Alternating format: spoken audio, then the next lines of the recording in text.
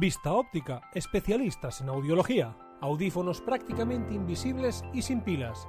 Trabajamos con los mejores fabricantes. Última tecnología adaptada a tus necesidades. Mejora tu día a día para que no pierdas detalle. Conectividad sin límites. Audífonos adaptados a la conexión con aparatos inteligentes. Financiación a medida. Primera visita y prueba totalmente gratuita y sin compromiso. Ven a conocernos.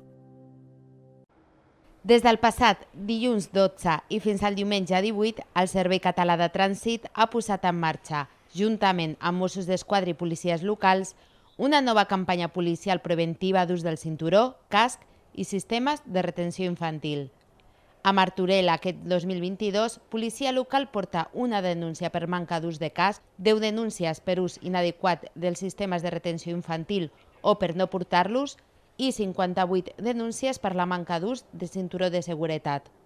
En la darrera campanya orientada al control d'ús dels dispositius de seguretat passiva, els Mossos d'Esquadra i policies locals van imposar un total de 2.445 denúncies a Catalunya. El 86% d'aquestes infraccions detectades van correspondre al cinturó de seguretat. La resta de sancions van ser pel casc i pels sistemes de retenció infantil.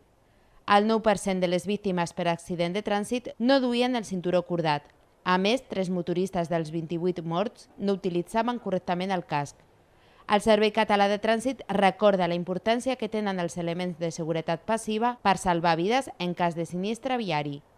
No utilitzar els sistemes de seguretat passiva o utilitzar-los inadequadament suposa una sanció econòmica de 200 euros i la pèrdua de 4 punts del carnet de conduir.